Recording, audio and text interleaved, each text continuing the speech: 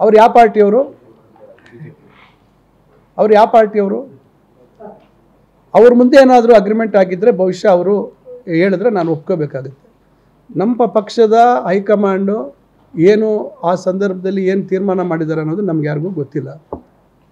ಮೊದಲು ಇವತ್ತು ಅವರ ಪಕ್ಷದಲ್ಲಿ ಏನು ಗೊಂದಲ ಇದೆ, ವಿಜಯೇಂದ್ರ ಅವರು ಅಧ್ಯಕ್ಷರು ಬದಲಾವಣೆ ಆಗಬೇಕು ಅಂತಿದೆ ಅಂತ ನಾವು ಕೇಳ್ತಾ ಇದ್ದೀವಿ ಸುದ್ದಿ. ಆರ್ ಅಶೋಕ್ ಅವರು ವಿರೋಧ ಪಕ್ಷದ ನಾಯಕರಿಂದ ಸ್ಥಾನ ಪಲ್ಲಟ ಆಗ್ತಾರೆ ಅಂತದಿದೆ. ಬಹುಶಃ ಅದ್ರ ಬಗ್ಗೆ ಅವರು ಹೆಚ್ಚು ಚಿಂತನೆ ಮಾಡಿಕೊಂಡ್ರೆ ಬಹುಶಃ ಅವ್ರಿಗೂ ಉತ್ತಮ ಆಗುತ್ತೆ. ನಮ್ಮ ಪಕ್ಷದ ಆಂತರಿಕ ವ್ಯವಹಾರದ ಬಗ್ಗೆ ನಮ್ಮ ಪಕ್ಷದ ಹೈಕಮಾಂಡು ಅವ್ರಿಗೆ ಎಲ್ಲ ರೀತಿಯ ಅನುಭವ ಇದೆ. ಅವ್ರೇನು ತೀರ್ಮಾನ ಮಾಡ್ತಾರೆ ಅದಕ್ಕೆ ನಾವು ಬದ್ಧವಾಗಿರ್ತೀವಿ. ನಾವು ಅವರಿಂದ ಪಾಠ ಹೇಳಿಸ್ಕೊಡೋವಂಥದ್ದು ಮತ್ತೊಂದು ಆ ಅವಶ್ಯಕತೆ ಇಲ್ಲ. ಅವರು ಬಹುಶಃ ಅವ್ರ ಪಕ್ಷದ ಆಂತರಿಕ ವಿಚಾರಗಳ ಬಗ್ಗೆ ಅವರು ಬಹುಶಃ ಗೌರಿಬಿದನೂರಲ್ಲಿ ಏನು ಪಕ್ಷ ಏನಾಗ್ತಿದೆ, ಇನ್ನೊಂದು ಕಡೆ ಏನಾಗ್ತಿದೆ, ಮತ್ತೊಂದು ಏನಾಗ್ತಿದೆ ಅಂತಕ್ಕಂಥದ್ದು ಅವ್ರು ಬಹುಶಃ ನೋಡ್ಕೊಳ್ಳಿ. ನಮ್ಮ ಪಕ್ಷದ ಉನ್ನತ ಮಟ್ಟದಲ್ಲಿ ಆಗಿರ್ತಕ್ಕಂಥ ಅಥವಾ ಅಲ್ಲಿ ಏನು ತೀರ್ಮಾನ ಮಾಡೋವಂಥದ್ರ ಬಗ್ಗೆ ಅವರು ಸೂಚನೆ ಕೊಡುವಂಥದ್ದು ಬಹುಶಃ ಅವ್ರಿಗೆ ಶೋಭೆ ತರೋದಿಲ್ಲ.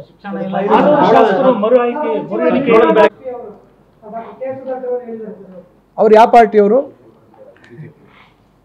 ಅವ್ರು ಯಾವ ಪಾರ್ಟಿಯವರು? ಅವ್ರ ಮುಂದೆ ಏನಾದರೂ ಅಗ್ರಿಮೆಂಟ್ ಆಗಿದ್ದರೆ ಬಹುಶಃ ಅವರು ಹೇಳಿದ್ರೆ ನಾನು ಒಪ್ಕೋಬೇಕಾಗುತ್ತೆ. ನಮ್ಮ ಪಕ್ಷದ ಹೈಕಮಾಂಡು ಏನು ಆ ಸಂದರ್ಭದಲ್ಲಿ ಏನು ತೀರ್ಮಾನ ಮಾಡಿದ್ದಾರೆ ಅನ್ನೋದು ನಮ್ಗೆ ಯಾರಿಗೂ ಗೊತ್ತಿಲ್ಲ.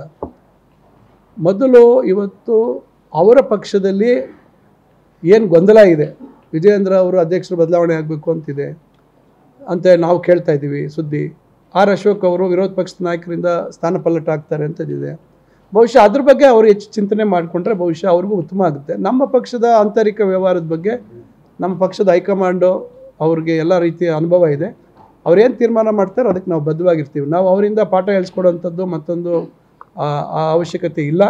ಅವರು ಬಹುಶಃ ಅವ್ರ ಪಕ್ಷದ ಆಂತರಿಕ ವಿಚಾರಗಳ ಬಗ್ಗೆ ಅವರು ಬಹುಶಃ ಗೌರಿಬಿದನೂರಲ್ಲಿ ಏನು ಪಕ್ಷ ಏನಾಗ್ತಿದೆ, ಇನ್ನೊಂದು ಕಡೆ ಏನಾಗ್ತಿದೆ, ಮತ್ತೊಂದು ಏನಾಗ್ತಿದೆ ಅಂತಕ್ಕಂಥದ್ದು ಅವ್ರು ಬಹುಶಃ ನೋಡ್ಕೊಳ್ಳಿ. ನಮ್ಮ ಪಕ್ಷದ ಉನ್ನತ ಮಟ್ಟದಲ್ಲಿ ಆಗಿರ್ತಕ್ಕಂಥ ಅಥವಾ ಅಲ್ಲಿ ಏನು ತೀರ್ಮಾನ ಮಾಡೋವಂಥದ್ರ ಬಗ್ಗೆ ಅವರು ಸೂಚನೆ ಕೊಡುವಂಥದ್ದು ಬಹುಶಃ ಅವ್ರಿಗೆ ಶೋಭೆ ತರೋದಿಲ್ಲ.